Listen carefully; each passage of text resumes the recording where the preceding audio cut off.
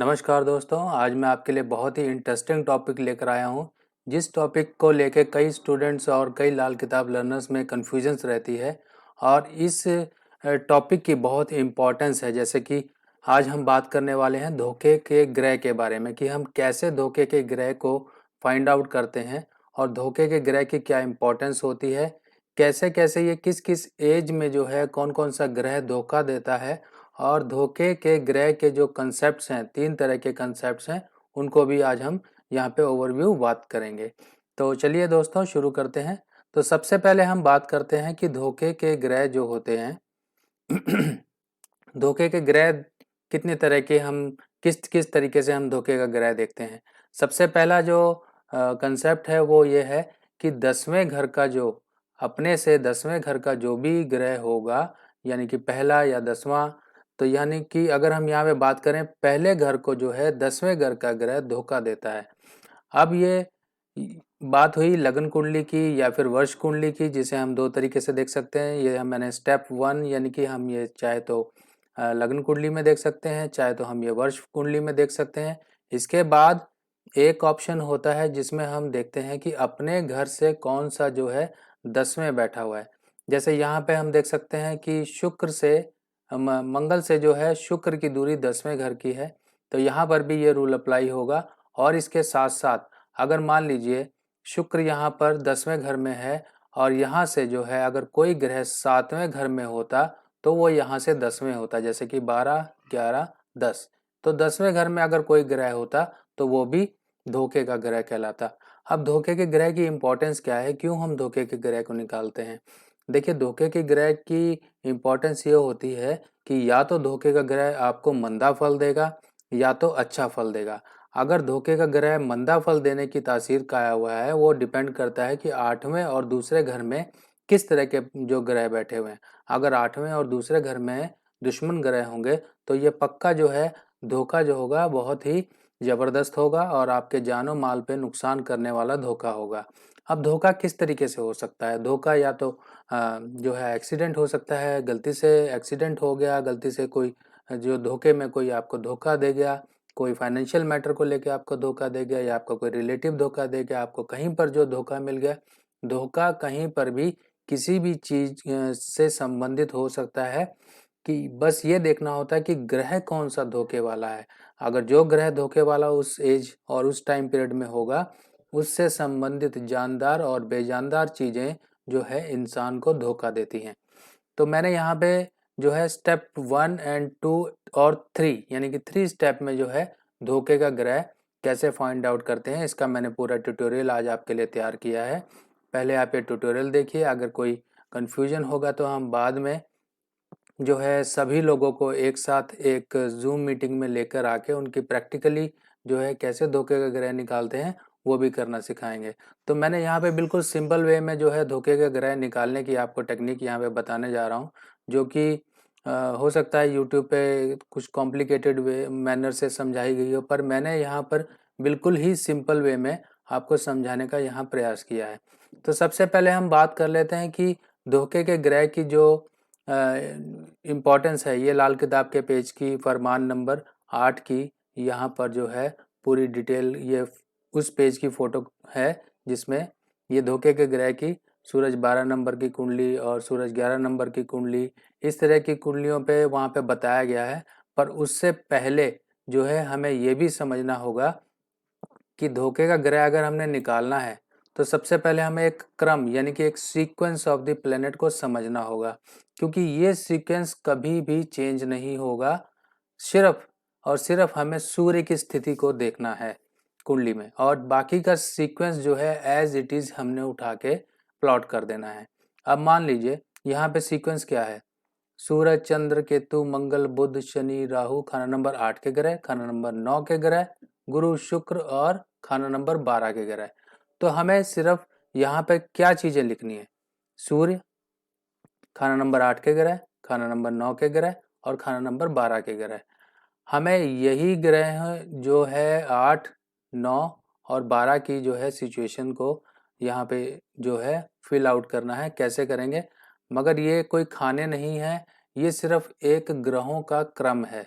यानी कि एक सीक्वेंस है ग्रहों का, हमें यही सीक्वेंस को फॉलो करना है। तो ये हमारा हुआ स्टेप 1, यानी कि स्टेप 1 में हमने ग्रहों के एक सीक्वेंस को याद रखा कि ग्रह जो हम ग्रह ढूंढेंगे सूर्य के बाद या कौन से ग्रह आएंगे, क्योंकि हमें सूर्य को देखना है कुंडली में। सूर्य जहाँ पे है सूर्य को लिखकर उसके बाद यही क्रम सारा हम जो है एज इट इज जो है आगे फॉलो करेंगे। अब यहाँ पे स्टेप 2 क्या होगा?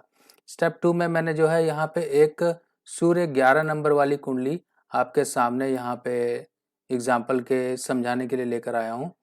अब यहाँ पे हम समझेंगे, ये सूरज नंबर 11 में है। अब यहाँ पर जो है क्रम क्या होगा? सबसे पहले हमें सूरज को 11 नंबर पे लिख देना। अब यहाँ पर अगर हम देखें सूरज, यहाँ पे अगर हम काउंटिंग लगा दें इनको, तो ये 1 2 3 4 5 6 7 8 9 10 11 12, तो ये पूरी 12 की काउंटिंग हमें लिख देनी है। अब काउंटिंग में हमें ग्रह को रिलेट करना है, यानी कि सूरज खाना नंबर 11 में है, तो काउंटिंग जो 11 लिखी हुई है उसके नीचे यहाँ पे ये देखिए मैंने आपको समझाने के लिए यहाँ पे ये सीरियल नंबर लिख दिए हैं। जैसे ये देखिए 1 2 3 4 5 6 7 8 9 10, ये सीरियल नंबर है, ये घर नहीं है, हाउसेज नहीं है। यहाँ पे हमें सिर्फ सूर्य को देखना है, सूर्य किस खाना नंबर में है, उस खाना नंबर को हमने वो सीरियल नंबर दे देना है। जैसे कि ये देखिए सूर्य यहाँ पे खाना नंबर 11 में है, तो हमने सूर्य को जो है 11 नंबर सीरियल के नीचे लिख दिया, यानी कि ये 11th हाउस का सूर्य है जो कि हमने सीरियल नंबर 11 के नीचे लिखा है। अब स्टेप नंबर 1 को हम फॉलो करेंगे। स्टेप नंबर 1 क्या था? सूर्य के बाद क्या सीक्वेंस है? सूर्य के बाद चंद्र, केतु, मंगल, बुध, शनि, राहु, राहु तक हमें जाना है। यहाँ पे देखिए जो वही सीक्वेंस आ गया। सूरज के बाद क्या था? चंद्र, केतु, मंगल, बुध, शनि, राहु। अब यहाँ पे जो राहु के बाद से जो है सिर्फ चेंज होगा, वो ये होगा खाना नंबर 8 के ग्रह। अब यहाँ पे खाना नंबर 8 में कोई ग्रह नहीं है, तो इसका मतलब हम कुछ नहीं लिखेंगे। खाना नंबर 8 के लिए यहाँ पे पंडित जी ने लिखा है, खाना नंबर 8 के लिए हम मंगल और शनि को यहाँ पे लेंगे, मंगल और शनि को लिखेंगे। तो हमने खाना नंबर 8 अगर खाली है तो मंगल शनि लिख दिया। अगर खाना नंबर 8 में कोई ग्रह होता तब हम वो यहाँ लिखते। अब खाना नंबर 9 में देखिए यहाँ ग्रह है तो हमने लिख दिया राहु। अगर खाना नंबर 9 में कोई ग्रह नहीं होता तो हम यहाँ बृहस्पति लिखते, पर हमने खाना नंबर 9 में हमारे यहाँ ग्रह है तो हमने यहाँ राहु लिख दिया। अब इसके बाद देखिए ये मैंने खाना नंबर 8 भी भर दिया, खाना नंबर 9 भी भर दिया। उसके बाद क्या सीक्वेंस आया? गुरु, शुक्र और खाना नंबर 12 के ग्रह। तो यहाँ पे देखिए गुरु, शुक्र, खाना नंबर 12 के ग्रह, गुरु और शुक्र के बाद खाना नंबर 12 के ग्रह आएंगे जो कि बुध और शनि है। तो मैंने यहाँ पे बुध और शनि लिख दिए, यानी कि इसके बाद जो सूर्य का क्रम शुरू हो गया। तो सूर्य से पहले जितना भी क्रम था मैंने एज इट इज इस स्टेप नंबर 1 की जो टेबल है इसके अकॉर्डिंग मैंने सारा भर दिया। अब हमें क्या देखना है? ये देखिए ये जो 1 2 3 4 से लेके यहाँ तक मैंने 72 तक लिखा है, ये एज है, इंसान की उम्र है। ये 120 साल तक पंडित जी ने मेंशन की है, पर मैंने एज ए एग्जाम्पल आपको सिर्फ 72 साल के लिए बताया है। अब देखिए इसको कैसे समझेंगे। ये पहला साल है, पहले साल में कौन सा ग्रह धोखा देगा? केतु। दूसरे साल में कौन सा ग्रह धोखा देगा? मंगल। तीसरे में बुध। तो ऐसे ही हम देख सकते हैं कि मान लीजिए किसी की 45 साल उम्र हो रही है और 45 साल में देखना है कि इस समय उसको कौन सा धोखा जो है ग्रह धोखा देगा। तो यहाँ पे 45 साल में जो है धोखे का ग्रह निकला शुक्र। ये देखिए यहीं पर ही शुक्र, यानी कि जो एज की सीरियल में है यहाँ पर 1 से लेके 12 तक, 12 13 14 से लेके 24 तक, ये 12 कॉलम, 12 तक नंबर, ऐसे 12 मल्टीप्लाई बाय करते जाइए, ठीक है ना। ये 10 तक लिख सकते हैं, यानी कि 12 10 जा 120। तो 120 मीन्स वो उसकी उम्र हुई या एज हुई। तो हम यहाँ पर ज़्यादा उम्र नहीं ले रहे हैं। ये 72 साल भी आजकल के टाइम में कोई जी जाए तो बहुत अच्छी बात है, क्योंकि बीमारियाँ इतनी हो गई तो ज़्यादा उम्र लेके भी कोई फ़ायदा नहीं है। बाकी आप कैलकुलेट कर सकते हैं, अगर कोई ऊपर वाले की ब्लेसिंग से ज़्यादा उम्र जी रहा है और आपने उसके धोखे के ग्रह फाइंड आउट करने, तो आप आगे जो है नंबर जोड़ सकते हैं। ये हो गए धोखे के ग्रह के क्रम और धोखे का ग्रह कैसे हमने ढूंढा। अब हम इसको समझेंगे कि धोखे का ग्रह मान लीजिए किसी की उम्र जो है 32 साल है और यहाँ पर जो है गुरु धोखे का ग्रह बनता है। तो गुरु से हम चीज़ें रिलेट करेंगे। चीज़ें क्या रिलेट करेंगे, यहाँ पर 8वां और दूसरा घर भी देखेंगे। अगर मान लीजिए 8वां और दूसरा घर मंदा हो रहा है आपसी दुश्मनों की वजह से, तो वहाँ पर जो है गुरु का जो धोखा होगा, इनकी गुरु ग्रह का धोखा होगा। गुरु से बाप दादे भी होते हैं और जो है आपकी एजुकेशन भी होती है, आपकी जो है मान सम्मान भी होती है। कहीं इन सब चीज़ों को लेके आपको धोखे से कहीं ना कहीं प्रॉब्लम हो सकती है। देखिए, धोखे का मतलब अच्छा या बुरा दो हम तरीके से समझ सकते हैं, बहुत ही सिंपल तरीके से। कि मान लीजिए आपकी वाइफ खाना बना रही है और खाना बनाते हुए उसने धोखे से कम नमक डाल दिया, तो इसका मतलब क्या होगा, यानी कि वो अच्छा हो गया कि उसमें ज़्यादा नमक नहीं पड़ा। अब धोखे से ज़्यादा नमक पड़ गया तो वो खाना खाने लायक नहीं रहेगा। तो यही एक सिंपल एक तरीका है कि धोखे से हो सकता है चीज़ आपके लिए अच्छी हो जाए, हो सकता है चीज़ आपके लिए बुरी हो जाए। बुरी तब होगी जब 8वां और दूसरा खाना भी मंदा होगा। चलिए हम एक एग्जाम्पल और समझ लेते हैं कि मान लीजिए सूर्य 8वें घर में है, तब हम किस तरीके से करेंगे इसमें कैलकुलेशन।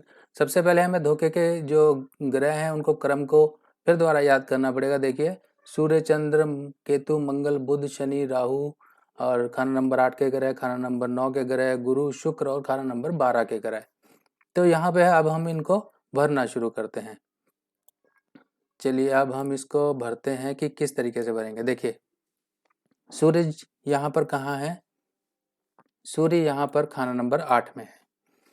खाना नंबर 8 यानी कि हमने फिर दोबारा वही स्टेप फॉलो करना है। जहाँ पर नंबर लिखा है उस नंबर के नीचे हमने सूर्य लिख देना है। यानी कि 8 ये खाने नहीं है, ये सिर्फ सीरियल नंबर है, क्रम है। 8 के नीचे हमने सूर्य लिख दिया। अब सूर्य के बाद हमें कौन सा स्टेप फॉलो करना है, ये वाला, यानी कि चंद्र केतु मंगल बुध। ये देखिए, सूर्य के बाद चंद्र केतु मंगल बुध शनि, राहु के बाद रुक गए, राहु के बाद रुकिए, और खाना नंबर 8 के ग्रह देखिए कि खाना नंबर 8 में कौन कौन से ग्रह हैं। यहाँ पे दोबारा से सूर्य मिलेंगे, बुध मिलेंगे। आपको दोबारा फिर नोट करने हैं, 1 से 2 बार अगर ये कंडीशन आती है तब भी आपको ये नोट करनी है। खाना नंबर 9 में क्या है, मंगल और शुक्र हैं।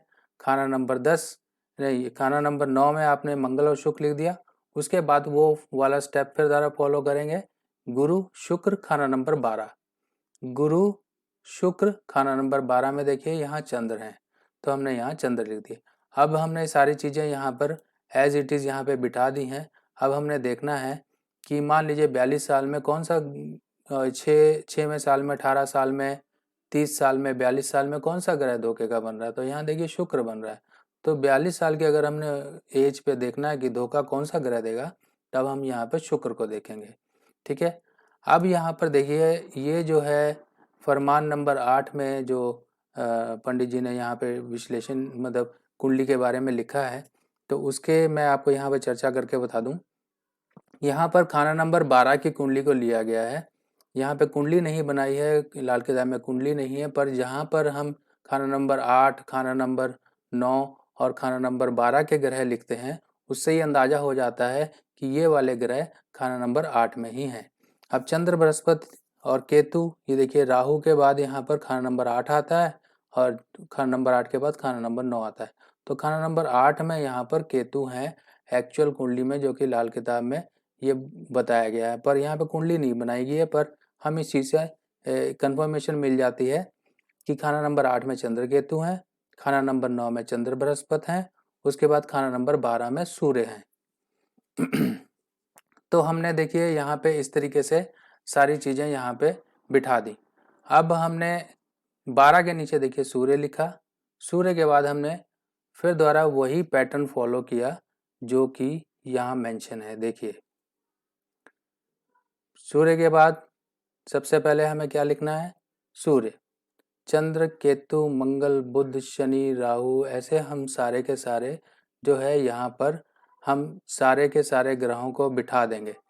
अब देखिए यहाँ पे सूर्य आपको यहाँ पे 2 बार दिखाई देंगे कि सूर्य यहाँ पे 2 बार लिखे गए हैं, जबकि खाना नंबर 12 के सूर्य की कुंडली के लिए यहाँ पे सूर्य यहाँ भी हैं और यहाँ भी हैं। तो इसका यहाँ पर कोई वहम ना कीजिएगा। यहाँ पे सबसे पहले हमें सूर्य लिखना है, सूर्य के बाद हमें वही क्रम फॉलो करना है जो कि यहाँ पर बताया गया है। सूर्य के बाद चंद्र, केतु, मंगल, बुध, शनि, राहु, खाना नंबर 8 के ग्रह, खाना नंबर 9 के ग्रह, गुरु, शुक्र और खाना नंबर 12 के ग्रह, फिर सूर्य। आप देखिए यहाँ पर यही चीज़ बताई गई है। सूर्य जो है खाना नंबर 12 में है, यहाँ 12 लिख दिया। चंद्र, केतु, मंगल, बुध, शनि, राहु, केतु, बृहस्पति, शुक्र और सूर्य। आई होप दोस्तों आपको ये मेरी पोस्ट पसंद आई होगी। बाकी जो है नेक्स्ट पोस्ट में फिर दोबारा मिलेंगे, और आपके कोई कन्फ्यूजन्स हैं, कोई आपकी क्वारीज हैं तो आप मुझे व्हाट्सएप कर सकते हैं। बाकी नेक्स्ट पोस्ट में फिर दोबारा मिलेंगे। आपके फीडबैक्स और सजेशन का मुझे इंतज़ार रहेगा। तब तक के लिए मुझे इजाज़त दीजिए। नमस्कार।